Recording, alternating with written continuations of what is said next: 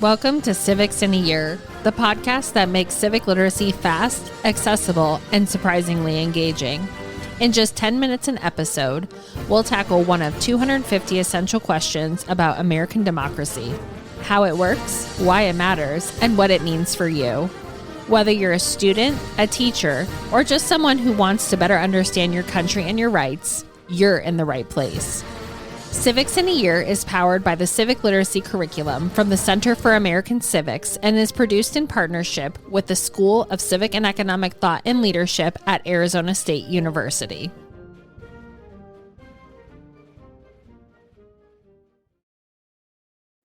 Happy Field Trip Friday. Grab your walking shoes and your curiosity because we're headed to the National Mall with the Trust for the National Mall and our friend Jeremy Goldstein. Each week, we're going to explore America's front yard with Jeremy, who helps us interpret it and bring its civic stories to life. Along the way, we'll see how place, experience, and a little curiosity can shape how we understand American constitutional democracy. Let's get started. Welcome back to our field trip to America's front yard. This is episode 2. And if you haven't listened to episode 1, Jeremy and I kind of just did a welcome for this field trip that we're taking. And now we're looking at monuments and memory and talking about what we choose to remember. So again, I have Jeremy Goldstein with me from the National Mall Trust. And we are talking about kind of the evolving meanings of memorials. So Jeremy, welcome back. Thank you. Can we talk about, with these monuments, Lincoln and MLK and World War II, like kind of this, broader scope, how do these monuments express our civic values? Great. And it's great to be back. I love talking about this stuff. Of course, it is my job, but it's also, I'm aligned with the mission of preserving this really and bringing and uplifting and elevating this public space, because in our last episode, we talked about the uniqueness of, a park that has no gates and no admissions, no admission fee or anything like that. So it's really open to everybody. And it's also a great city park as well. It has the kind of cachet of Central Park as well. The civic values, I was thinking about this before you asked this question. And I think the first thing we say is that there's an investment by a nation to create this space. And the fact that it exists is an expression of an intention of the founding principles of our country. I may get a little bit too obscure on this one, but I believe that when you create public lands, you are really living the pursuit of happiness. Yes. Because public lands bring reflection, they bring joy, they're very individual. Some of these spaces are deeply emotional for folks. There's a whole spectrum of those things. But in the end, we're saying that there's an investment in recognition of a space that's owned by all. And the National Mall, in its unique nature of monuments, memorials, and open green space and open First Amendment space, really, really lives that principle. It's a park. And that is the one thing that fascinates people, is like, well, it's more, it's like a museum too. Well, yes, it's a park and it has museum-like qualities. We also call it America's Civic Classroom, because in addition to reading the inscriptions on the stones, and looking at the monuments and interpreting them with your students and with your families, which I consider the family unit, no matter how you define it, it's going to be an educational unit of people. And, when you look at the monuments and try to quote unquote read them, what you're getting is an intentional narrative, because people design those, right? And how do we determine what gets said and represented? That could be a whole other 5-hour podcast. I taught a course, I think 5 years ago, I taught a course, Why Monuments Matter. And that is really not just the public record, but the public sentiment about that. And in the last episode, I talked a little bit about the individual identity that people see in the mall. It's this full spectrum of how we react, and we can express that. The space is available for us to express that. Park rangers are trained to be great facilitators, great listeners, and they run the National Mall. Our volunteers, we train them as well to be great listeners and great facilitators as well, because the park holds so many different experiences for people. The mall does. And And we talked about this in our last episode, and listeners, you don't get to hear the behind the scenes, but kind of in between, we were sharing stories, which will get shared in later episodes, but it is this place. And shout out to the park rangers, because Yeah. as an educator, I always have 1,000 questions, and it's always fun to interact with the park rangers and find out things that you maybe wouldn't see or didn't know kind of beforehand. So I want to talk about the Lincoln Memorial, because it feels like that is kind of the one that people think of. It's often in photos, it's often in movies.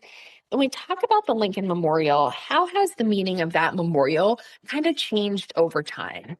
Well, I'm from the land of Lincoln, and the Lincoln Memorial holds some significance for me just because, I went through the curriculum of the state of Illinois and I learned everything about Abe Lincoln, not just his presidency, but all of the stories about his pre-presidency experience in Illinois. Yes, he was Kentucky's president, but we also call him, Illinois' president. The meaning of Yes. the Lincoln Memorial to me is this, and you can hire tour guides. You can also go and look at the National Park website, the National Mall Gateway, which is our site, giving a shameless plug here.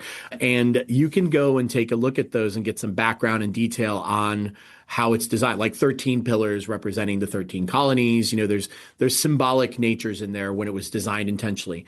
It was dedicated by Warren Harding in 1922. There were family members from Lincoln's family members were there for the dedication. It's an immense structure that faces the reflecting pool. A lot of layers there. Are we reflecting on Lincoln? Are we reflecting on what happened under Lincoln's presidency and how he kept the Union together? So I think that initial push was, this is an expression of an episode in U.S. history where there was a direct effort to keep us together. There was this fragmented Civil War, and then we have the individual who did the work. And if you watch and you read enough of the biographies about Lincoln, I can't imagine anyone going under that level of stress and really just the intention that he had. So it's a commemoration of Lincoln's intention, a commemoration of keeping the Union together. And in 1922, it's dedicated at a very interesting time in our country because, financially between two wars, or basically towards the tail end of another world war, and then, on the eve or a couple of years, a decade or two to the next war. And I all found it transformed a little bit from this, stone representation, or as architects say, telling stories in stone or reading text in stone, to a front or center stage. And that doesn't mean there was performative action. That means that, in 1939, Marian Anderson sang on the steps of the Lincoln Monument, and she wasn't permitted to sing in another hall in D.C. So Eleanor Roosevelt supported her performance on the steps of the Lincoln. Considerable performance for a woman of color who was possibly one of the best known singers in the world. I don't know if she was a soprano. I'm not an opera person. So you have this significant event. And that, to me, it kicks off this idea that this is center stage. And then later on in 1963, when the I Have a Dream speech was delivered, the stone that commemorates that speech gives me chills every time I'm standing there. I forgot which philosopher said it, but it makes me feel small in front of history. And, trying to imagine the view from that on a day where the mall was filled with people supporting an idea, equity, community, the union, all of these things. So that's that transformation from not just monument, but monument with a narrative to a stage as well. I said this in the last episode, standing there and looking down the mall, it gives me chills, because I love that quote. It makes me feel small in front of this really big history. So what conversations happen when new generations kind of reinterpret these older symbols? Well, first off, you often get like, who is that and why is he important when you have that? But what's really interesting is a lot of people, we did all the research on the gateway, but there were additional pieces and stones that were put in later, because the states along the top of the Lincoln are the states at the time in 22. So in addition of Hawaii and Alaska stones, things like that, the intentional full representation of the entire Union is really important in this thing. So seeing that in the text, the literal text of the second inaugural and the Gettysburg Address. I don't know if they make a lot of kids memorize the Gettysburg Address anymore, but it's an important piece of American rhetoric. And it's also a point in time where you have someone, I occasionally get choked up by this, but you have a president showing his vulnerability in a moment where it's saying this, Gettysburg was a tragedy for so many families and people and so many Americans. This is where we set the course. Now, granted, there was a lot to get done, but that speech on there, and that just kind of leads me to think about my dream is to make a coffee table book with all of the inscriptions on the National Mall. It would be really thick because there's a lot of inscriptions everywhere. But I think it'll fill a coffee table book, maybe even an entire coffee shop. But the idea is that you can read them all like a text and you can interpret them all like a text. And that to me is something that educators can plug into really easily. There's no one set lesson plan for the National Mall.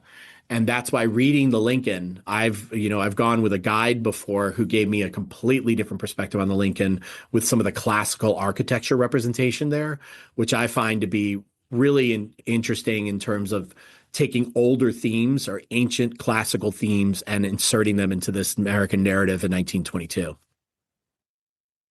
And the Lincoln Memorial, again, there's so much to see and to look at. And I think that's one of the things I really love about the National Mall and the monuments is it's not just something you look at and leave. There's so much to it. And, standing there in front of the Gettysburg Address or the second inaugural, it gives you chills. And then you look up at this man who clearly, he was the executive at a time in American history that was scary. It was very fractious. We're worried about the continuation of the Union.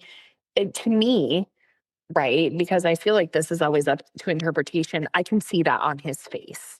I can see that weariness, but at the same time, you turn around and you can see the entire mall. Like there's hope there. And again, I think that's why I love monuments and why I love the National Mall so much is because it can be a very personal thing and it can be up to your interpretation and kind of, what you know about history and what you're going to learn. So you talked about inscriptions and I will patiently wait for this coffee table book because I would.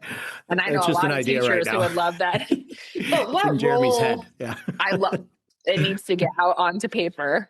What role do inscriptions in design play in shaping memory for us? Well, inscriptions are definitely a choice, right? And you'll find them throughout the entire like kind of the stone space. There's also commemorative plaques. There's an FDR prayer in either World War II, which is one that a lot of people don't really realize is there. But really, I try to say it's like, yeah, you can go to the big events in U.S. history, but if you walk them all, like you have when you go to D.C., if you walk them all, there's a lot of not smaller, but they are not as big as the Lincoln. And these are things that are part of the narrative of American history. There is a German-American friendship garden. The cherry blossoms have the Japanese lantern. There's real discussion about relationships with other countries. I would also note, I think that I really love your interpretation of looking at the face of Lincoln. And you've probably seen the photographs of how he aged through office. Yeah. And there's tragedy there too. His terms ended in tragedy. Our friends at Ford's Theater, you'll probably get outside of going to Illinois and Springfield and his birthplace in Kentucky, you'll get a very full Lincoln lesson by going to the memorial, reading the text and interpreting the text of the memorial, and then going to Ford's Theater around the corner to really understand the historic event that was Lincoln's assassination. And I think it's that monument tells us about someone who had the strength of character to do something very almost impossible. But in addition, we want a reminder that what happens when all of it breaks down and then how we restore and keep it, which is a really important piece too. And I think part of the reason, I like looking at his face is it's a reminder that presidents are people. Right. And I think, when we look at the mall, we think about Washington and Jefferson and Roosevelt and Lincoln and, these great lions of men, but they're also human beings and humans are flawed and they go through things. And the presidency of Lincoln, I mean, you said it. If you look at a picture of him at the beginning and then toward the end, presidencies age these men. And I feel like it's really depicted in that monument. Mm. Jeremy, I'm just so excited about all of this. And our next episode, we're taking a civil rights tour. So we'll talk a little bit more about the Lincoln Memorial, the MLK Memorial, and the Freedom Plaza. So listeners, please join us for our next tour on our field trip through America's front yard. Thank you, Jeremy. Thank you, Liz. It's been a pleasure. Thanks for joining us on another episode of Civics in a Year. If you enjoyed this episode, be sure to subscribe and share it with someone who cares about a constitutional republic as much as you do. For more episodes, resources, and updates, follow us on social media or visit us at civics.asu.edu. Make sure to check out the show notes for any relevant links. Special thanks to the United States Marine Band for their performance of the Stars and Stripes Forever. Let's keep building a stronger constitutional republic, one episode at a time.